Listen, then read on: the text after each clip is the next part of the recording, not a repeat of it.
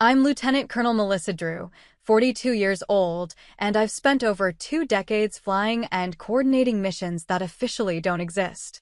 For years, I trusted professionals to help me manage the aftermath of that work, the nightmares, the silence, the things I couldn't say. But when a therapist told me my combat memories were made up, I made a choice that changed everything. Have you ever been dismissed, doubted, or disrespected by someone who is supposed to help you? If so, tell me in the comments, because you're not alone. Before I get into what happened, let me know where you're tuning in from. And if you've ever had to stand your ground when someone questioned your truth, hit that like button and subscribe for more real stories about courage, boundaries, and reclaiming your voice. What happened next might surprise you. The office smelled like lavender and lies.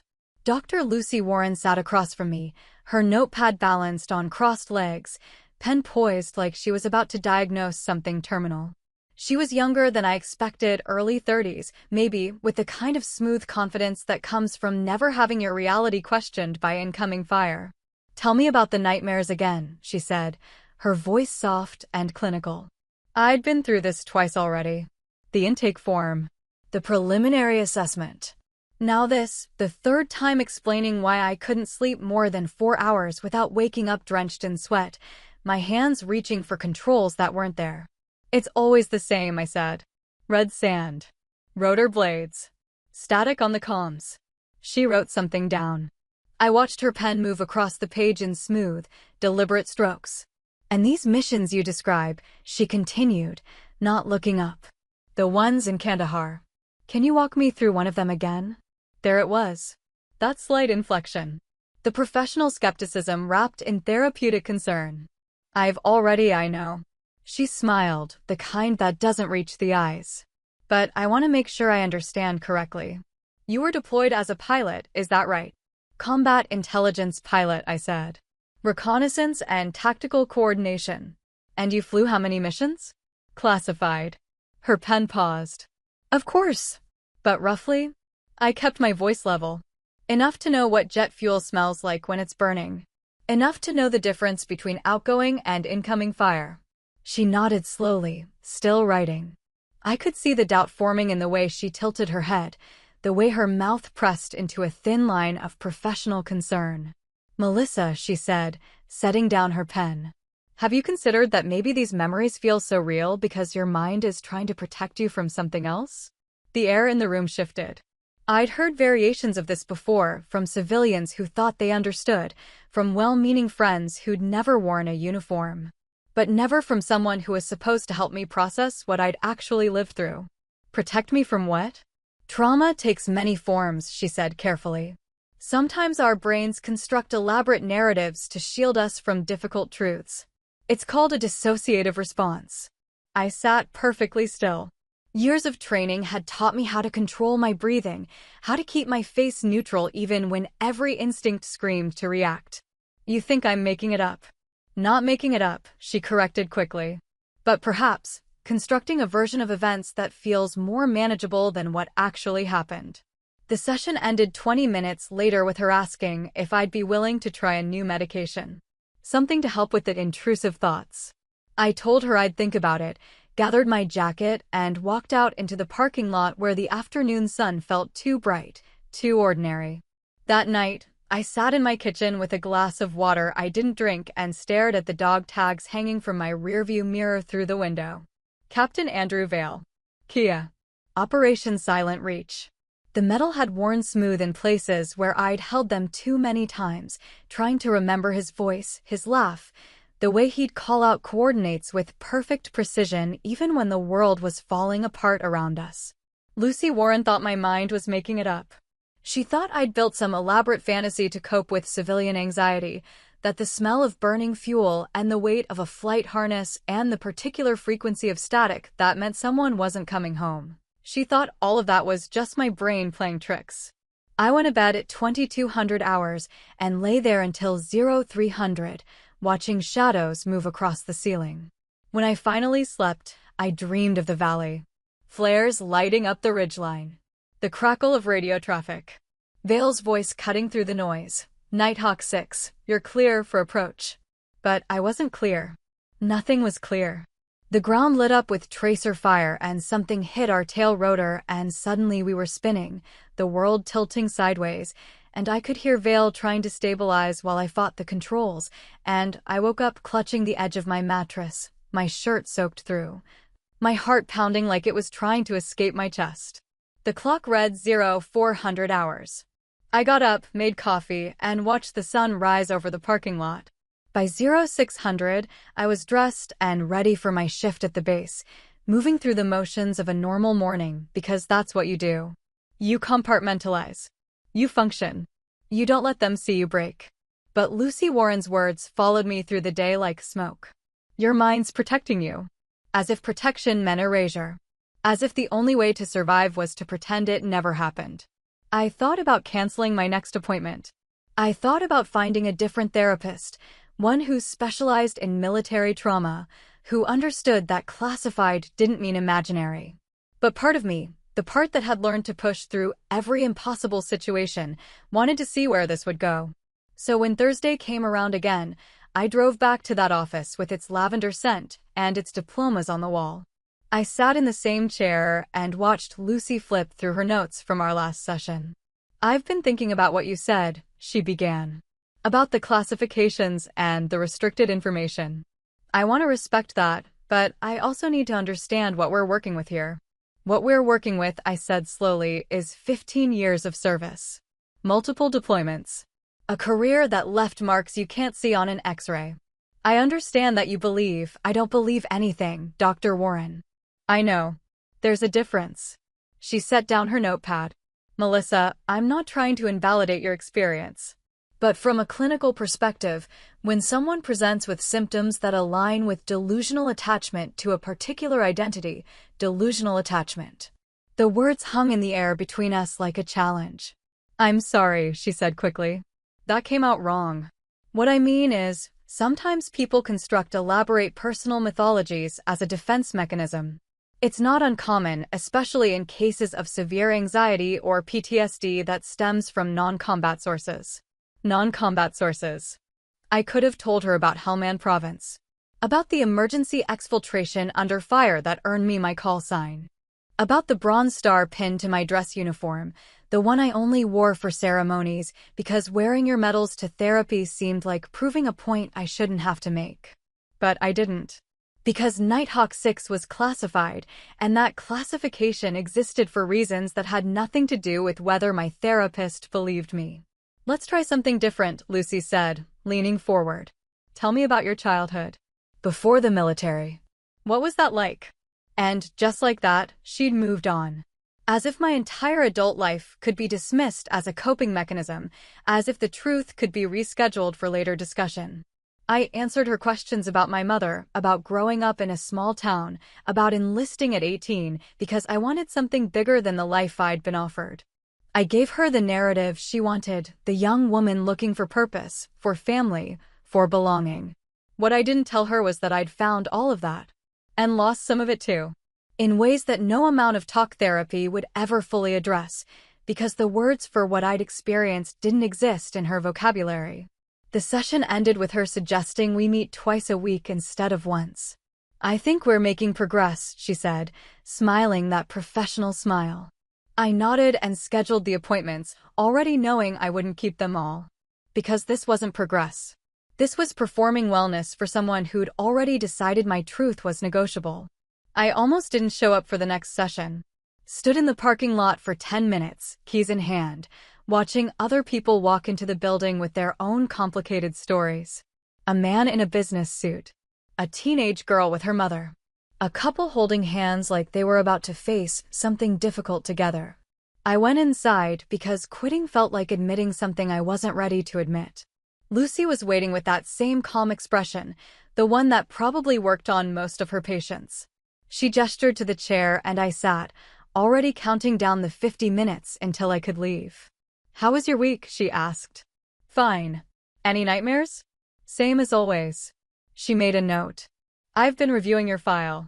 The intake form mentioned insomnia, hypervigilance, and what you described as combat-related flashbacks. But there's something I need to clarify. Here it comes, I thought. Your service record, she continued carefully. The parts that aren't classified. They show administrative work, intelligence analysis, some flight training, but nothing that would typically result in combat exposure. I kept my breathing steady.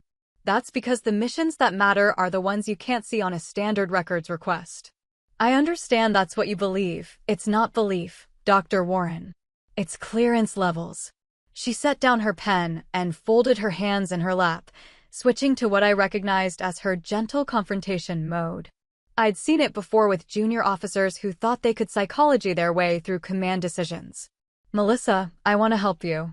But I can't do that if we're building our sessions on a foundation that might not be accurate. The word hung between us like an accusation dressed in therapeutic language. What exactly are you saying? I'm saying that sometimes trauma creates false memories. Vivid ones. Our brains are incredibly powerful. They can construct entire scenarios that feel completely real. It's a protective mechanism. I watched her face, looking for any hint that she understood how insulting this was. Found nothing but earnest concern. So you think I invented 15 years of military service? No, of course not. Your service is real. But the specific memories you're describing, the combat missions, the classified operations, I think your mind might be protecting you by giving you an identity that feels safer than whatever actually caused your PTSD. Safer, I repeated. Yes. The identity of a combat veteran, a decorated officer, someone who survived extraordinary circumstances, that's a powerful narrative. Much more manageable than, say, workplace trauma or assault or stop. She stopped. I stood up slowly, deliberately, the way I'd learned to move in high-stress situations when every gesture had to be controlled. You think I built this? Like I'm playing dress-up with someone else's trauma. That's not what you think the call sign is fake. The missions are fake. The people I lost are just characters in some story I told myself to feel important. Melissa, please sit down. Let's talk about this. I didn't sit. You wrote something in your notes last session. I saw it when you flipped the page. Possible delusional attachment to military identity. Want to know how I knew what it said from across the room? Because I was trained to read upside-down text during briefings. Because intelligence work means seeing what you're not supposed to see and remembering it perfectly. Her face flushed slightly. I shouldn't have. Those notes are supposed to be private. Everything's private until it matters, I said. Then it's evidence. And right now, you're building a case that I'm delusional instead of considering that maybe, just maybe, you're out of your depth. The silence that followed was different from the therapeutic pauses she'd been using. This one had weight. Consequence. I think we should continue this next week, she said quietly. When we've both had time to what? Reconsider reality? Figure out whose version of my life is more convenient. I picked up my jacket. She stood too, her professional composure cracking just enough to show something underneath, uncertainty, maybe, or the first whisper of doubt. I'm trying to help you, she said. No.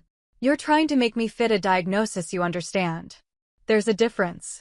I left without scheduling another appointment. The receptionist called after me, but I kept walking, through the lobby, past the waiting room where other people sat with their manageable problems, out into the parking lot where the afternoon light felt harsh and exposing. That night, I pulled out my old footlocker from the back of my closet. Inside, flight logs I wasn't supposed to keep, photographs from deployments I couldn't talk about, the Bronze Star citation that used careful language to describe what happened in Helmand without actually describing anything classified. And the dog tags. Always the dog tags. Captain Andrew Vale had been my co-pilot for 3 years. We'd flown together so many times we could anticipate each other's moves, finish each other's checklists, communicate in the kind of shorthand that only comes from shared risk.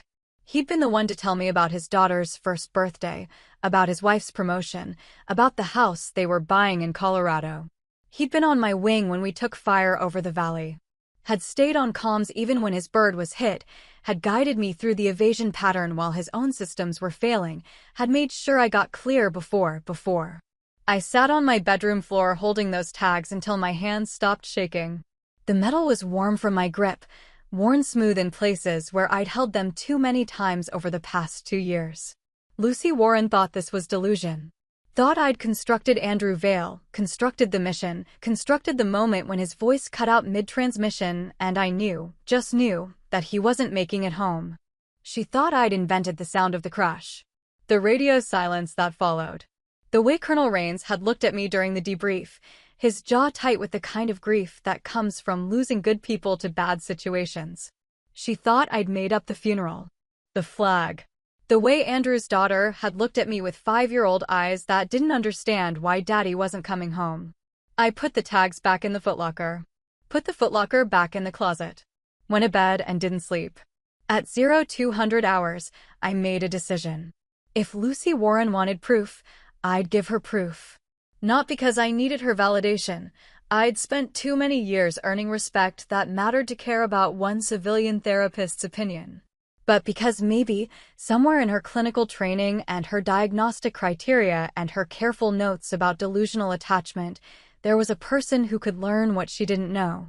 The next morning, I called her office and scheduled an appointment. The receptionist sounded relieved. Dr. Warren was hoping you'd call back, she said. She has an opening Thursday at 1400 hours. That works, I said. Thursday. 1400 hours. Enough time to make arrangements, to pull together what I needed, to decide exactly how this was going to unfold. Because Lucy Warren had made one critical mistake in her assessment. She'd assumed that because my truth was classified, it didn't exist. That secrecy meant fabrication. She was about to learn the difference between confidential and imaginary. And I was going to enjoy watching that lesson land. I enlisted at 18 with nothing but a high school diploma and a sharp score on the ASVAB. My recruiter had looked at my results and suggested intelligence work, said I had the kind of mind that could see patterns, connect dots that other people missed. I signed the papers and shipped out to basic training 3 weeks later. Started as an Airman Basic, E1, the lowest rung on a very long ladder. Spent my first year doing reconnaissance intel analysis, sitting in windowless rooms staring at satellite imagery until my eyes burned. Learning to read terrain, to identify threats, to translate raw data into actionable intelligence that kept people alive. I was good at it. Good enough that my supervisor recommended me for officer training school. Good enough that by 23, I'd earned my commission as a second lieutenant and started flight training.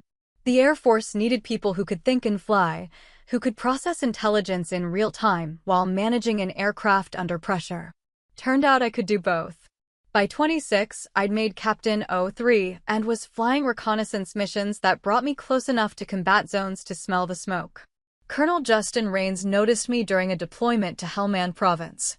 I was 29, newly promoted to major, when everything went sideways on what should have been a routine surveillance run. We'd been monitoring a convoy extraction when ground forces came under heavy fire. The medevac was pinned down, taking casualties, and command was scrambling to coordinate air support. I was closest, 15 minutes out with a full reconnaissance suite and enough fuel to stay on station.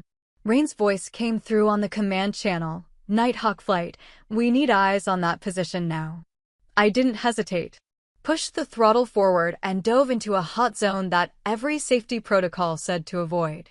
Andrew Vale was on my wing, Captain Vale back then, though we'd flown together enough that call signs mattered more than rank. Nighthawk 2, stay high, I told him. I'm going in low. Negative lead. You'll get shredded. That's why you're staying high. Someone needs to see where the fire's coming from.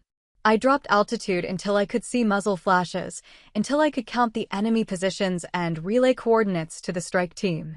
Took fire from 3 directions. Felt the aircraft shudder when rounds punched through non-critical systems. Kept my voice steady on the radio while alarms screamed in my headset.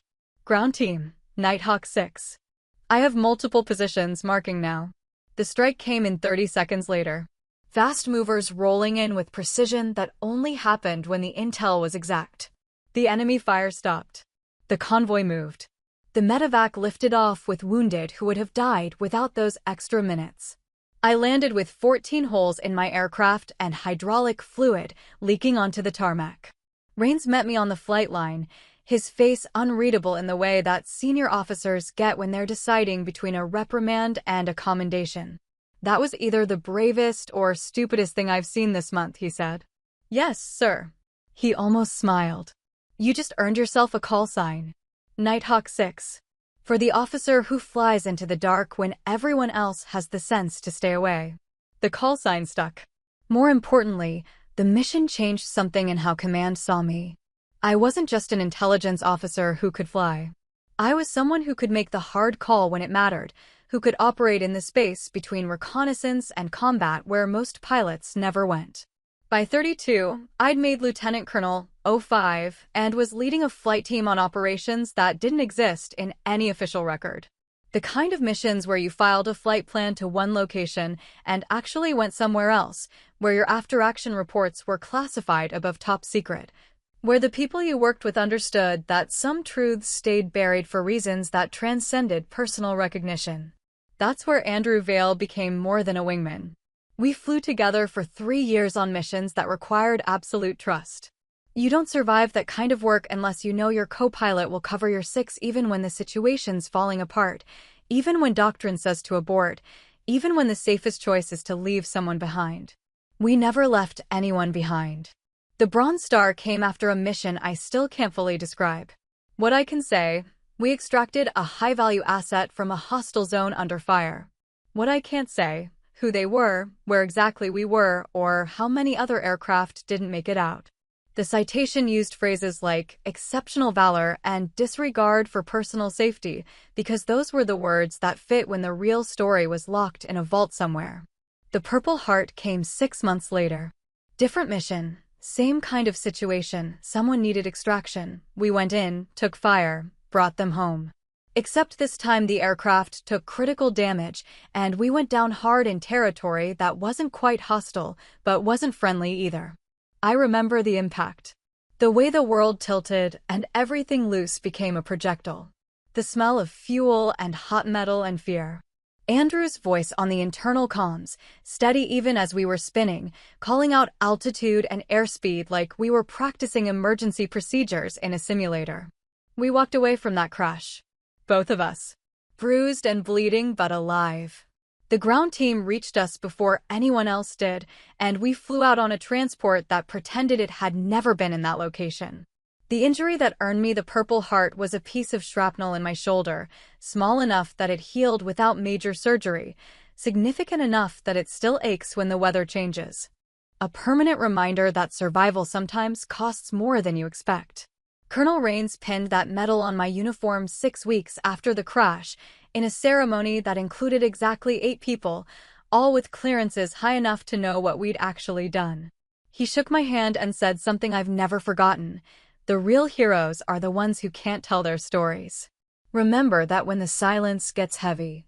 The silence did get heavy. Gets heavier every year.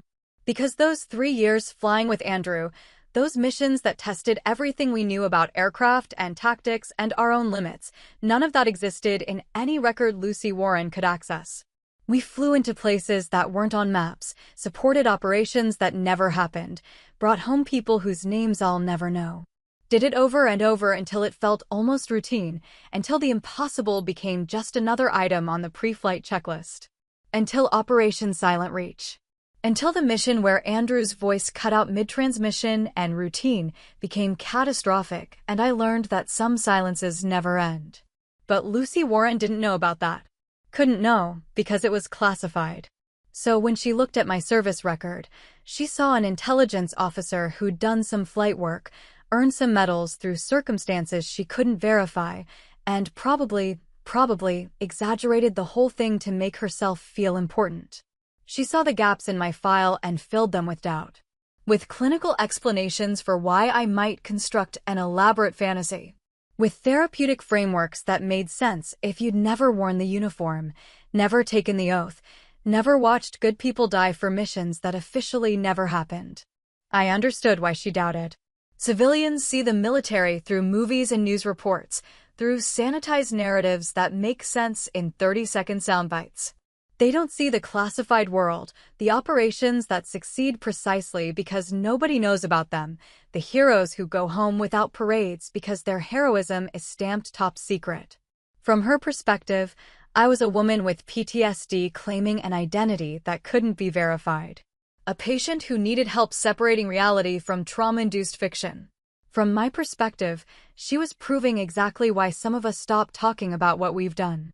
Why we let civilians think we shuffled papers and flew training missions. Why we learn to smile and nod when someone thanks us for our service without understanding what that service actually entailed. Because the truth is classified. And classification doesn't just protect national security, it protects us from people like Lucy Warren, who mean well but can't comprehend what exists beyond their clearance level.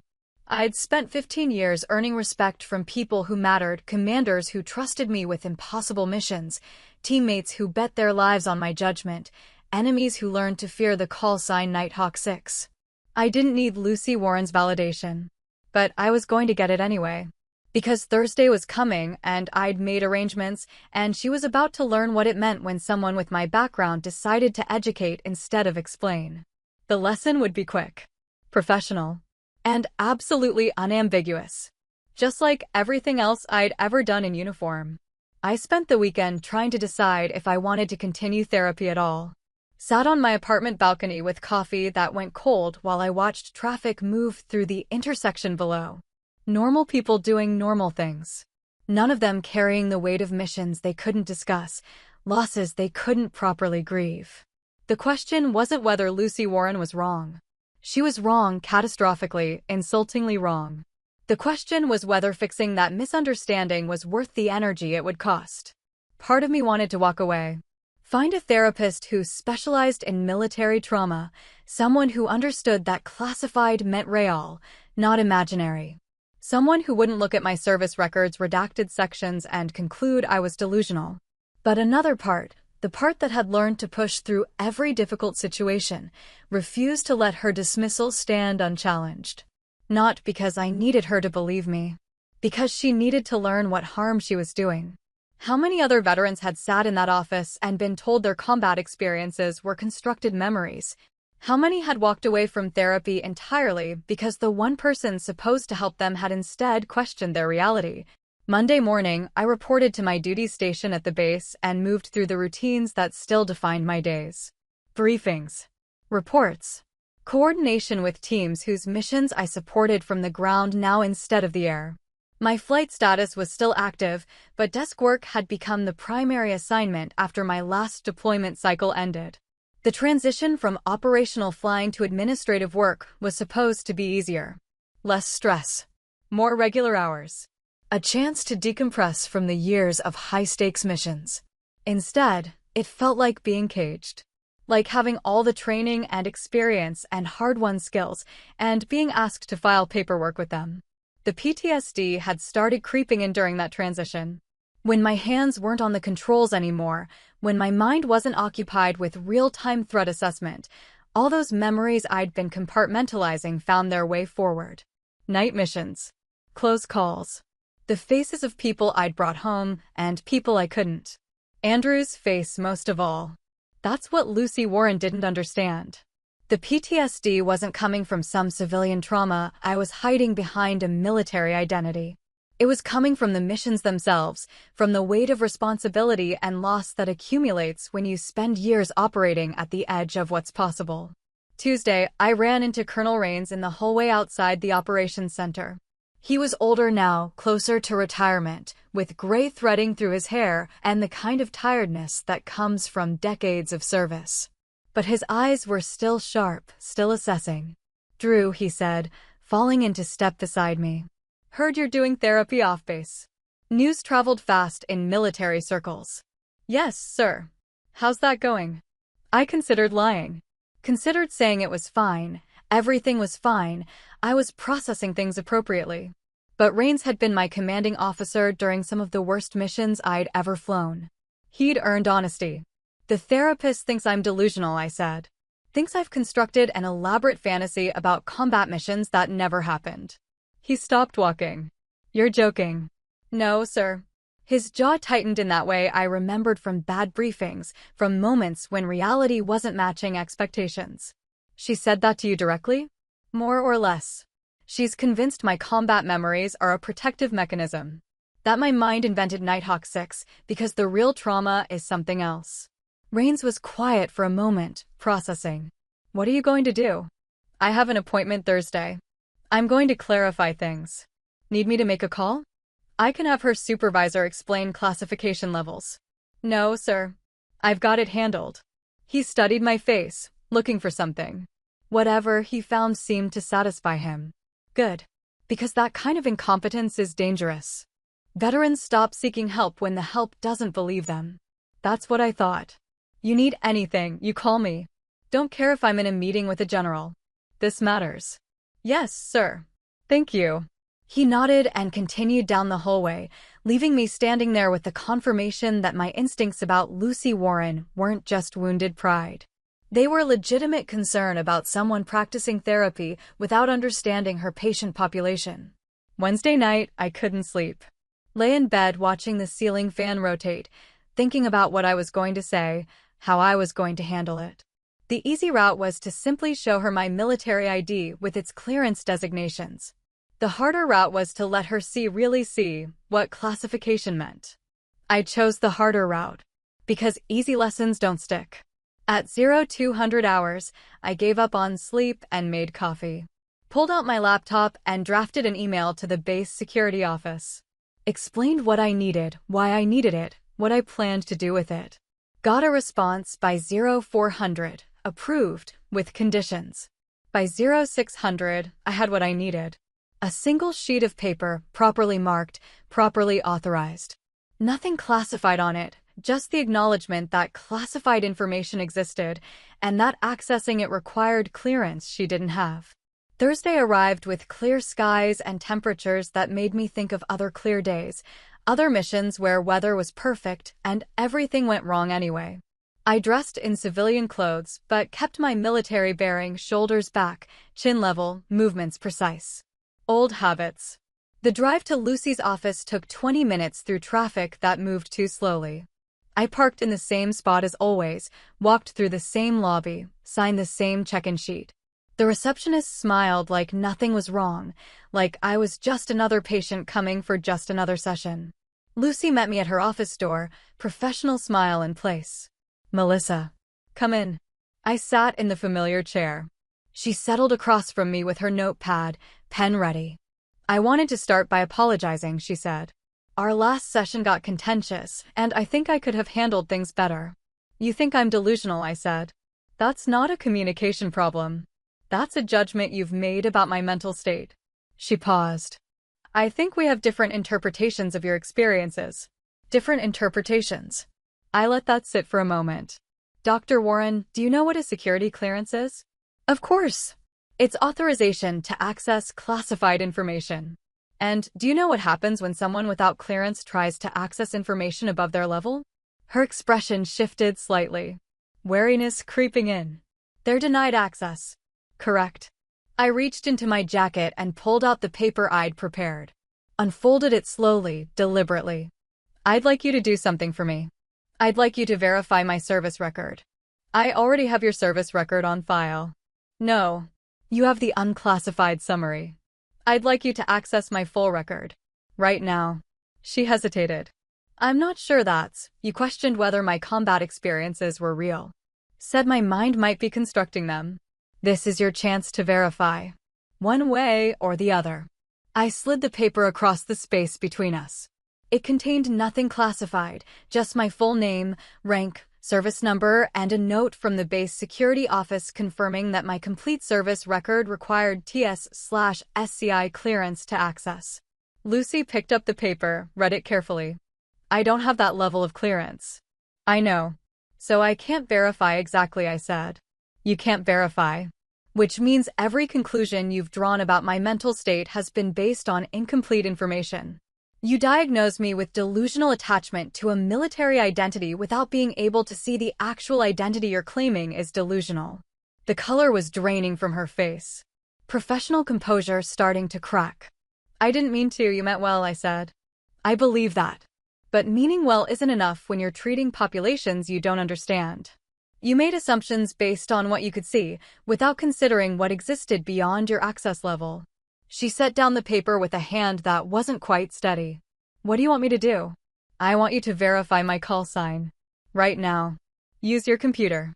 Search for Lieutenant Colonel Melissa Drew, United States Air Force. Melissa, do it. She turned to her computer slowly, like she was approaching something dangerous.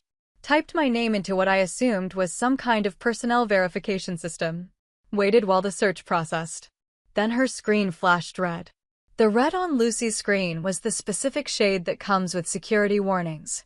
Not error red. Not warning red. The red that says you've just tried to access something you're not authorized to see. Text appeared. Access denied. Classified clearance required.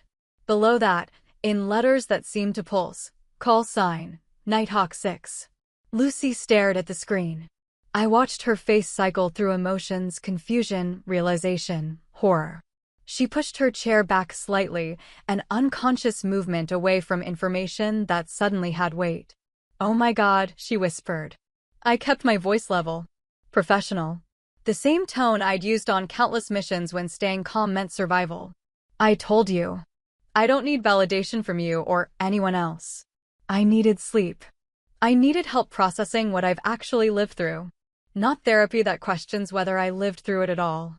She couldn't look away from the screen. "I didn't know. That's the point. You didn't know because you couldn't know. My service record is classified for reasons that have nothing to do with whether you believe me. But you made clinical decisions based on what you could see, and concluded that what you couldn't see must not exist. I'm so sorry." Sorry doesn't fix the diagnosis you were building. Delusional attachment to military identity. Do you know what that would have done if it ended up in my official medical file? The career damage?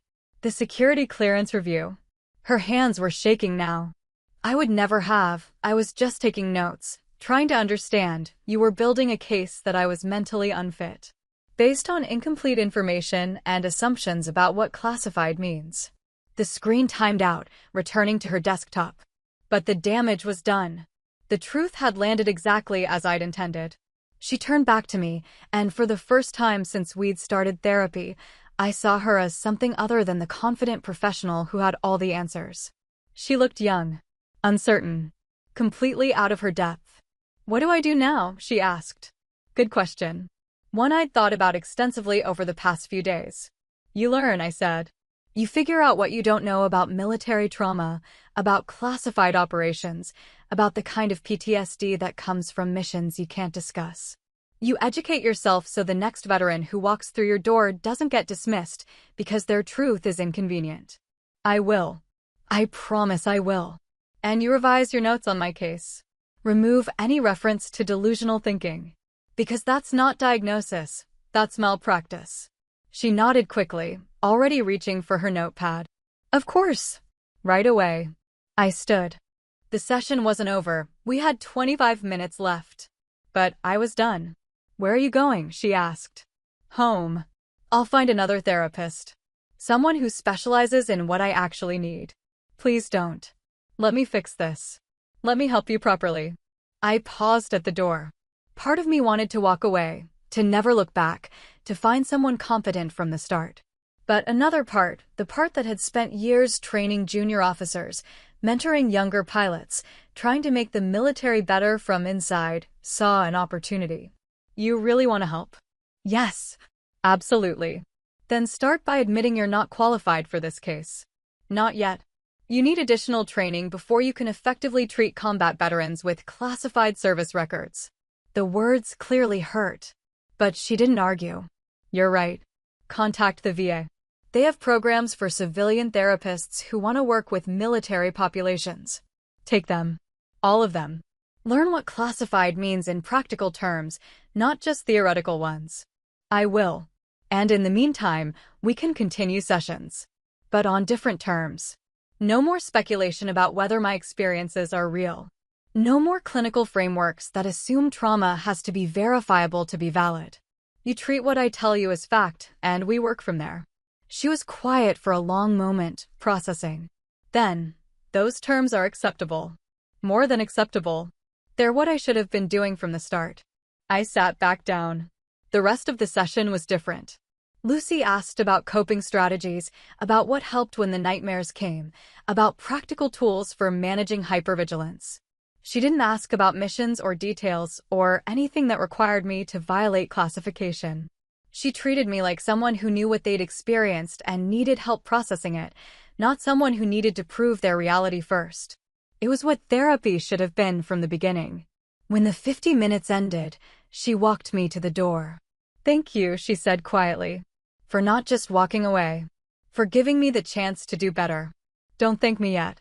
This only works if you follow through on the training." "I will. You have my word."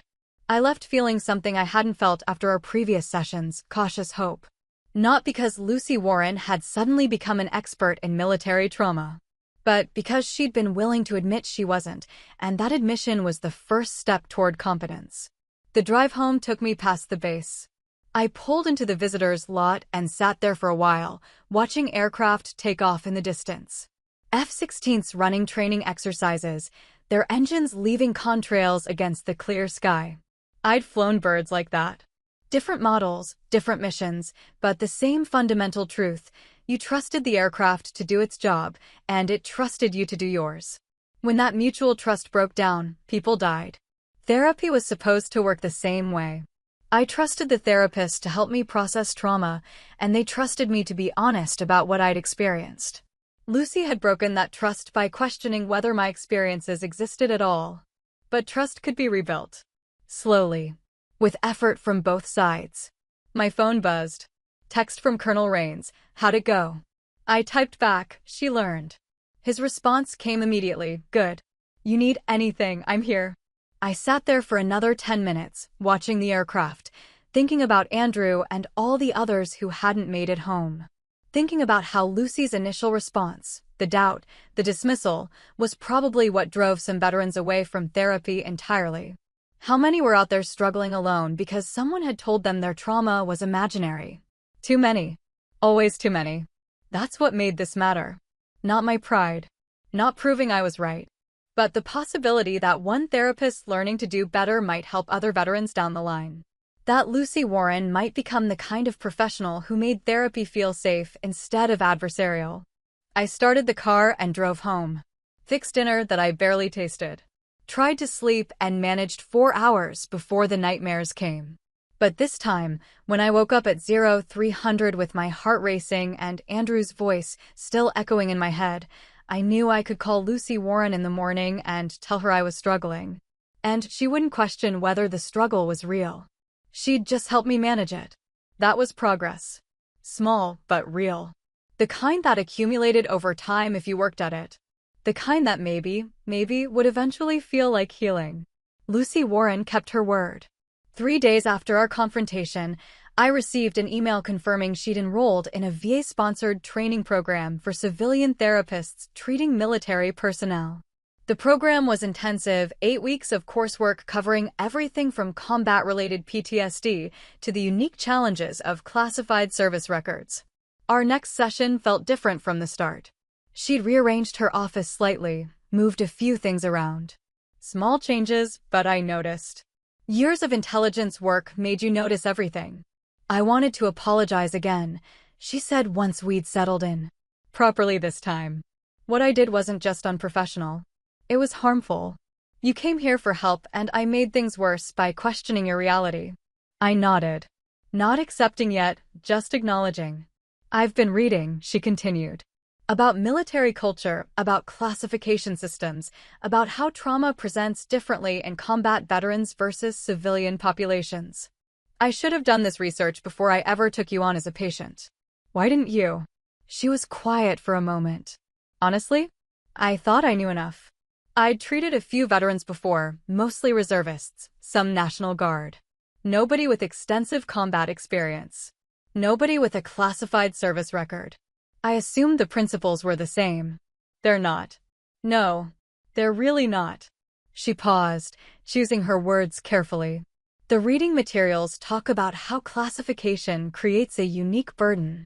You carry trauma you can't fully explain, losses you can't properly grieve, experiences you can't share even with people who want to support you.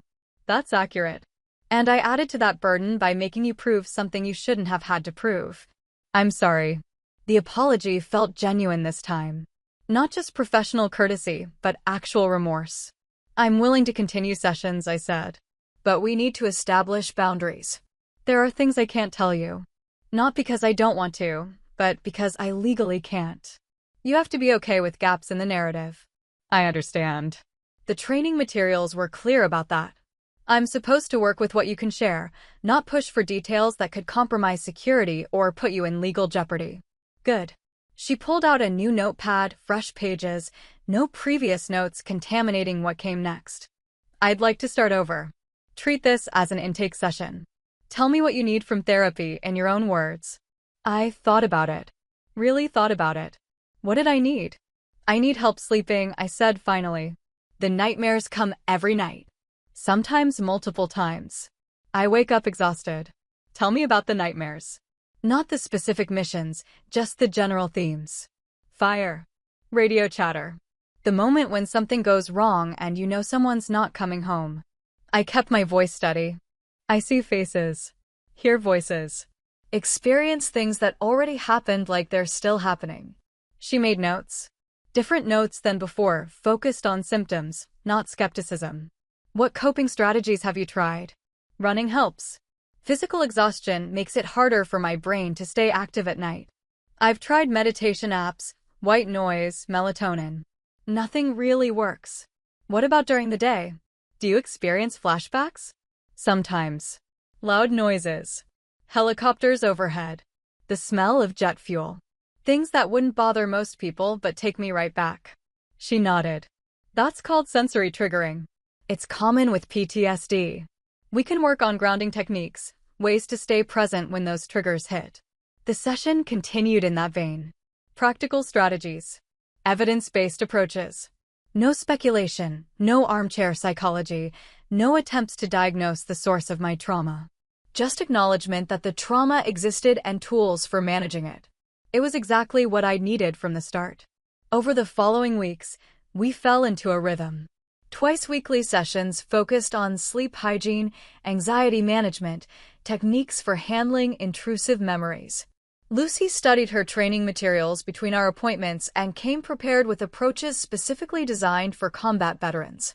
She learned to recognize when I was shutting down, when the professional composure I maintained was actually dissociation disguised as control. She learned that sometimes silence wasn't resistance, it was processing. That veterans who'd spent years in high-stress situations didn't always respond well to gentle probing, but respected direct questions and clear boundaries. Most importantly, she learned to trust that I knew what I'd experienced, even if she'd never understand the full scope of it. 6 weeks into our renewed therapy relationship, I had my first full night's sleep in 3 years. 8 uninterrupted hours. I woke up confused, disoriented by the sunlight streaming through my window at 0800 hours. I texted Lucy, slept through the night. First time since I can remember. Her response came quickly. That's significant progress. Same time Thursday. Yeah. At that session, we talked about what had changed. The combination of cognitive behavioral therapy techniques, better sleep routines, and the simple fact that I finally felt safe in therapy. That I didn't have to defend my reality before working on healing from it. I've been thinking, Lucy said toward the end of the hour. Would you be willing to share your experience, not the classified details, but the general process, with my supervisor? We're trying to develop better protocols for treating veterans with classified service records. I considered it. The idea of reliving that initial confrontation, even in broad terms, wasn't appealing. But if it helped other veterans avoid the same experience, what would that involve? A meeting with Dr. Alan Kearns, the senior psychologist who oversees my practice. He's developing training materials for our entire group. Your insights could help shape how we approach similar cases in the future. Would I have to disclose anything classified? Absolutely not. Just the therapeutic experience itself. What went wrong? What went right after we corrected course? I'll think about it. She didn't push. That was another thing she'd learned, when to advance and when to hold position. I left that session feeling something unexpected, gratitude. Not because Lucy Warren had fixed everything, PTSD didn't work that way, but because she'd been willing to acknowledge her mistakes, to learn, to become the kind of therapist who actually helped instead of harmed. That weekend, I met with Colonel Rains for coffee at a place off base. He'd been checking in regularly since learning about my therapy situation, making sure I was getting proper support. "You look better," he said, settling into the booth across from me. "Sleeping better. That'll do it." He stirred his coffee slowly. "I heard your therapist enrolled in specialized training. News travels fast. Always does. Especially when it's good news." He took a sip. "You did something important there, Drew. You could have just filed a complaint and walked away. Instead, you educated someone who needed educating." "I almost did walk away. But you didn't. That takes patience most people don't have. Especially when someone's questioning your entire professional identity." He paused. "How's she doing?" "The therapist?" "Better. Much better. She's actually helping now." "Good." He set down his cup. "Because there are a lot of people like you out there. People with classified service records who need therapy but can't fully explain what they're processing. If she can learn to treat them properly, that matters." I nodded. It did matter. More than my individual experience. More than one therapist's initial incompetence. "Her supervisor wants to meet with me," I said. "Develop protocols for other cases." "You going to do it?" "Probably. If it helps." Rains smiled slightly. "There's the officer I know. Always thinking about the bigger mission." We talked for another hour about other things: his pending retirement, my potential reassignment to the Pentagon, the state of current operations. Normal conversation between two people who'd seen too much but kept serving anyway. When we parted in the parking lot, he shook my hand firmly. "Keep flying, Nighthawk 6.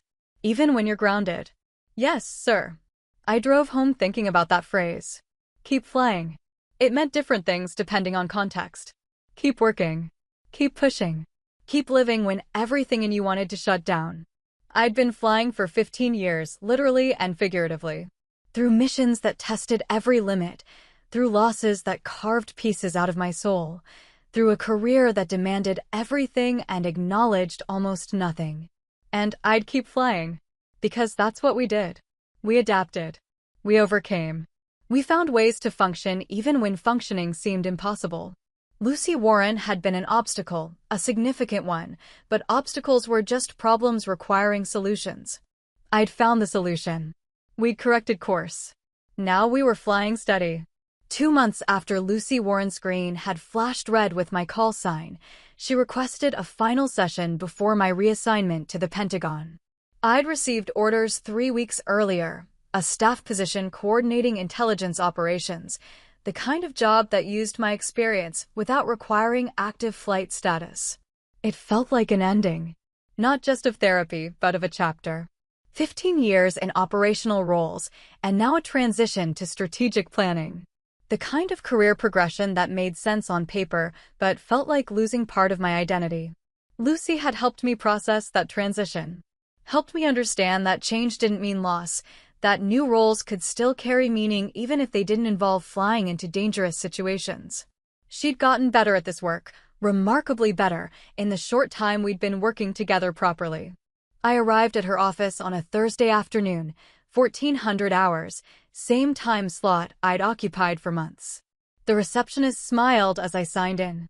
I'd become familiar furniture here, another regular in the rotation of people seeking help. Lucy met me at her door. "Melissa, come in." We settled into our usual positions, me in the chair that faced the window, her on the small couch with her notepad. The notepad was mostly for show now. She'd learned that I responded better to conversation than clinical observation. "How are you feeling about the move?" she asked. "Conflicted. It's a good opportunity. Better work-life balance. No more deployment cycles. But it feels like being put out to pasture. You're 42. Hardly retirement age.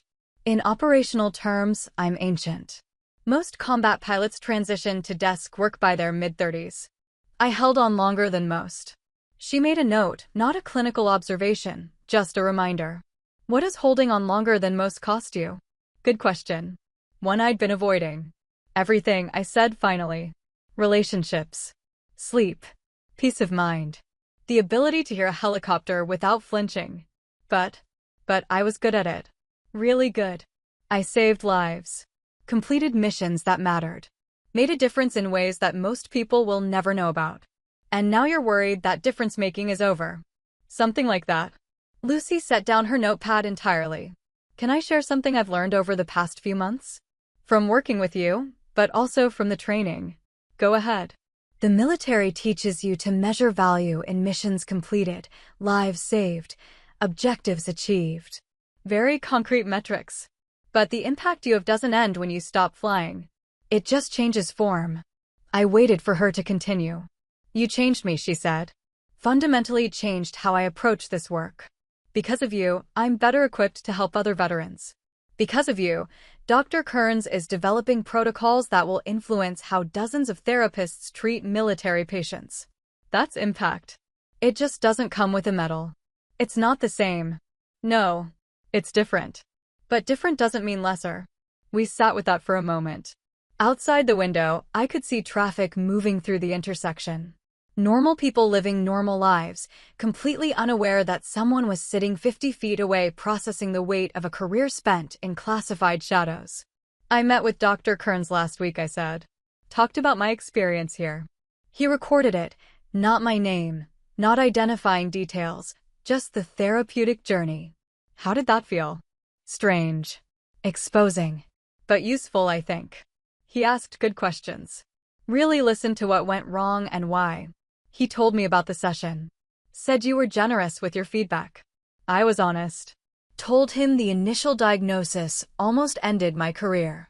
Told him how classification creates barriers that civilian therapists don't understand. Told him that meaning well isn't enough. You need specific training for military populations. Lucy nodded slowly.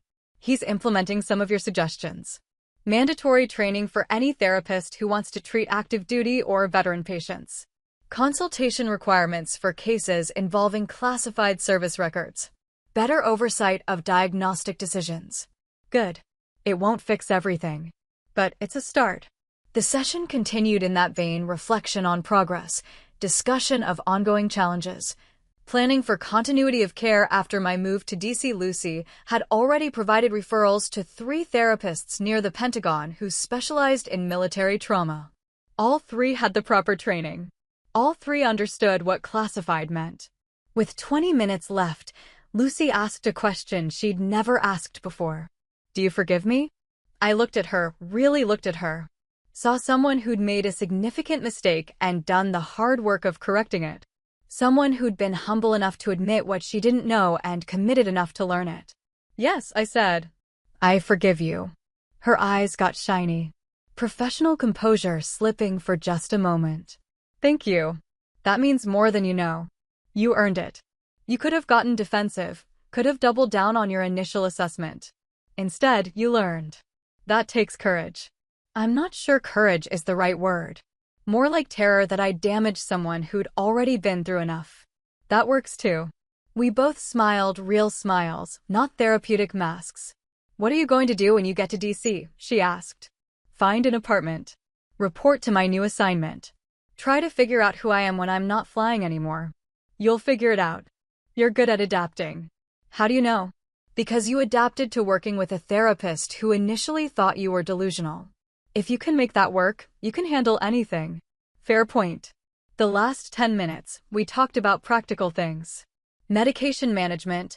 I'd been on a low-dose sleep aid that was helping, needed to find a prescriber in Virginia. Emergency protocols if the PTSD spiked during the transition. Contact information for crisis resources. Then our time was up. Lucy walked me to the door, something she didn't usually do. We stood there awkwardly for a moment, 2 professionals who'd started as adversaries and ended as something close to allies. Thank you, she said quietly. For your patience. For teaching me what I needed to know. For not giving up on therapy entirely after I failed you so badly. You didn't fail. You stumbled.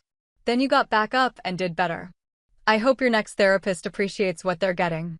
A patient who's honest, insightful, and willing to do the work even when it's difficult. I hope I find one half as good as you became. We shook hands. Professional. Respectful. A proper ending to a relationship that had nearly ended before it started. I walked through the lobby one last time, past the waiting room where I'd spent so many hours anticipating sessions that ranged from confrontational to constructive. Stepped outside into afternoon sunshine that felt too bright, too normal. My phone buzzed before I reached my car. Text from an unknown number. Nighthawk 6, cleared for takeoff. Keep flying. I stared at the message. Looked back at the building.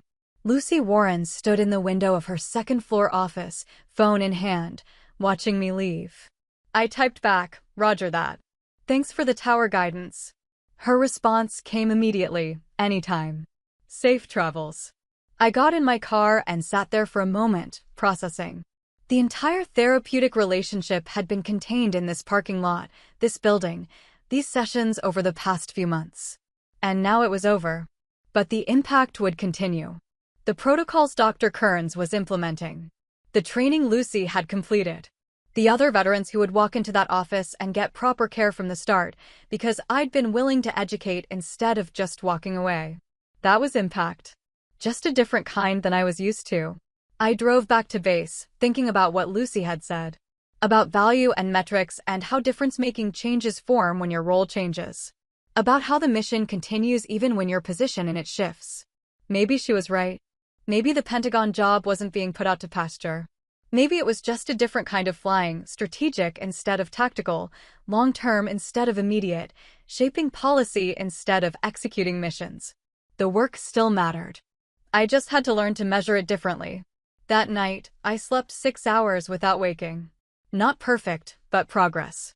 The nightmares still came sometimes, but less frequently, less intensely. The coping strategies Lucy had taught me actually helped.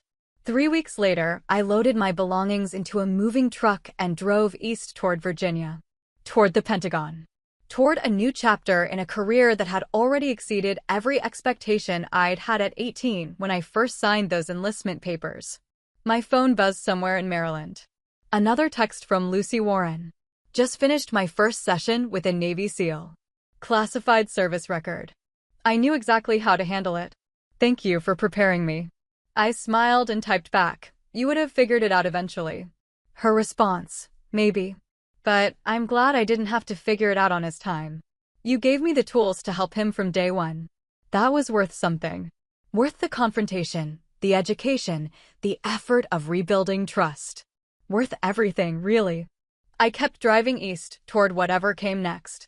The Pentagon was exactly what I expected, massive, bureaucratic, filled with people who'd traded operational roles for strategic influence. My new office was small but functional, with a window that overlooked a parking lot instead of a flight line. The view felt symbolic.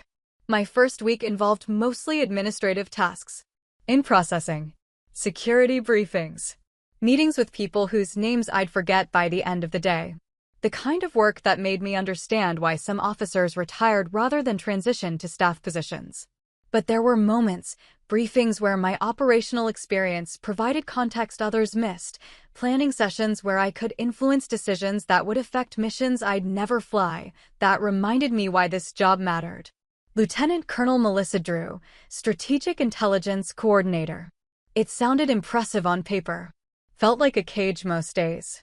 I found an apartment in Arlington, close enough to work that I could walk when the weather cooperated.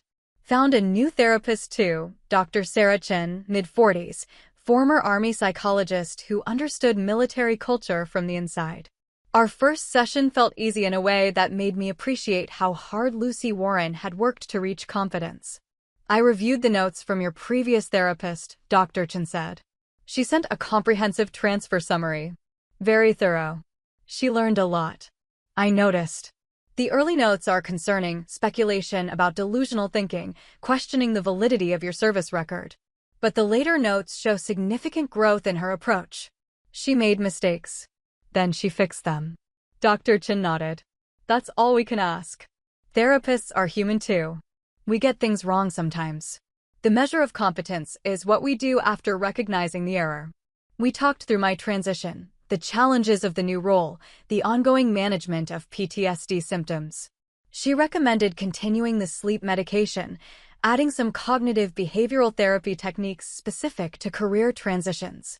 Everything evidence-based, practical, respectful of what I'd experienced without needing to know details I couldn't share. It was what therapy should be. What it had taken Lucy Warren months to learn. 6 weeks into the Pentagon assignment, I received an email from Dr. Alan Kearns. Subject line: Protocol Implementation Update. The message detailed how my feedback had shaped new policies at Lucy's practice group. Mandatory military cultural competency training for all therapists. Consultation requirements for any case involving active duty service members or veterans. Specific protocols for handling classified service records, including language about what therapists could and couldn't ask. At the bottom, your willingness to share your experience has already impacted care for 23 veterans in our practice. Thank you for turning a negative experience into positive change. 23 veterans. 23 people who wouldn't have to prove their reality before getting help. 23 therapeutic relationships that would start from a foundation of trust instead of skepticism. That was impact. I forwarded the email to Colonel Rains with a note. Apparently, I'm still making a difference. Just looks different than it used to. His response came within minutes. Leadership always looks different from the outside than it feels from the inside. You're doing exactly what a lieutenant colonel should be doing, influencing systems, not just executing missions. Proud of you, Nighthawk. I read that message 3 times. Let it sink in. Rains didn't offer praise lightly. If he thought I was making a difference, maybe I was. 3 months into the Pentagon job, I attended a briefing on tactical air operations in the Middle East. The colonel running the briefing was proposing changes to reconnaissance protocols that would have gotten people killed. I could see it clearly: the gaps in coverage, the vulnerability windows, the assumptions about response times that didn't account for real-world conditions. I raised my hand. Yes, Colonel Drew? The proposed coverage pattern creates a 17-minute gap in Sector 3. That's enough time for significant enemy movement without detection. The briefing officer looked at his slides. The models show adequate coverage. The models are wrong. I flew that sector for 3 years. There's a ridgeline that blocks line-of-sight sensors. You need overlapping coverage from multiple angles or you're flying blind. Silence in the room. Then a brigadier general at the head of the table. Colonel Drew is correct. I've seen that gap exploited before. Revise the protocols to address her concern. The briefing officer nodded, making notes. Yes, sir. After the meeting, the general stopped me in the hallway. You're Nighthawk 6. Not a question. A statement. Yes, sir. I've read your file. The parts I'm cleared for anyway. He smiled slightly. We need more people like you in these planning roles. People who've actually done the work, who can spot the gaps between theory and practice. Thank you, sir. Don't thank me. Just keep catching mistakes before they kill people. I walked back to my office thinking about that exchange. About how leadership could mean flying into hostile territory, or it could mean sitting in briefing rooms catching fatal errors before they became operational plans. Different forms, same core purpose: keeping people alive. That night, I slept 7 hours. Woke up once from a nightmare but used Dr. Chen's grounding techniques and fell back asleep within 20 minutes. Progress. For months in, I received a letter. Actual physical mail, forwarded from my previous duty station. The return address was Lucy Warren's practice. Inside, a handwritten note. Melissa, I wanted you to know that I've started teaching. Dr. Kearns asked me to develop a workshop on military cultural competency for other civilian therapists. I told him I wasn't qualified. He reminded me that I learned from the best teacher possible, someone who'd lived the experience I was trying to understand. The workshop is based on what you taught me. About classification, about trust, about the harm we do when we question people's reality instead of helping them process it. 37 therapists have completed the training so far. They're all better prepared than I was when we met. Thank you for being patient enough to educate me. Thank you for not giving up. And thank you for your service, not just to the country, but to all the veterans who will benefit from the lessons you taught me. Lucy, I put the letter on my desk where I could see it. Physical proof that difficult conversations could lead to meaningful change. That mistakes could become lessons if people were willing to learn.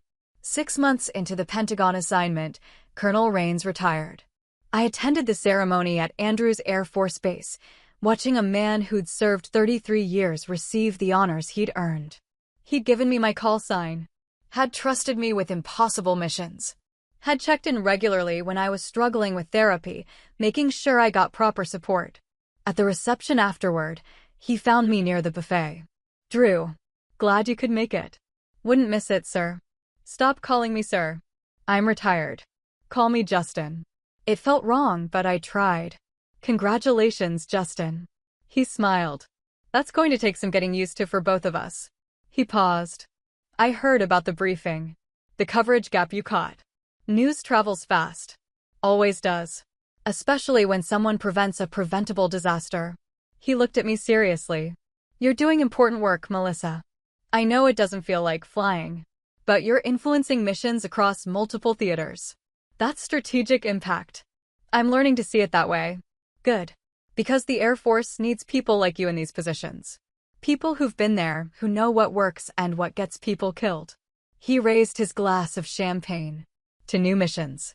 I raised mine. "To new missions." We talked for another hour about his retirement plans, my adjustment to the Pentagon, the state of current operations. Normal conversation, except it was the last time we'd have it with him in uniform. When I left the reception, I drove past the flight line.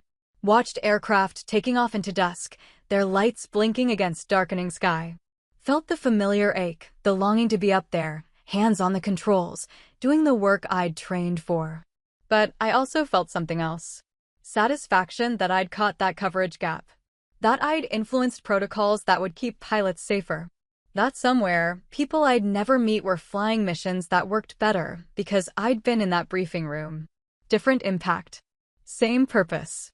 8 months in, I received an email from Lucy Warren. Subject: "You need to see this." Attached was a letter from a Navy SEAL she'd been treating. He'd written to thank her for being the first therapist who understood his experience without question, who treated his classified service record as fact rather than fantasy, who helped him process trauma without making him prove it first. Lucy's note at the bottom: "This is because of you. Every veteran I help properly is because you taught me how. Thank you." I saved that email. Added it to a folder of things that mattered: commendations, citations, letters from teammates, photographs from deployments. Proof that the mission continued, even when you weren't flying. That's how You're Imagining It turned into a hard boundary and better care for more veterans. If this resonated, like, subscribe, and share it with someone who needs backup today. Has a professional ever dismissed your lived experience? What did you do next? If you've dealt with PTSD or trauma, what actually helped? No details that break your privacy needed. What's your one-line boundary when someone questions your reality? If you were me in that office, what would you have said? Drop where you're watching from, and hit the bell so you don't miss the next story about standing your ground.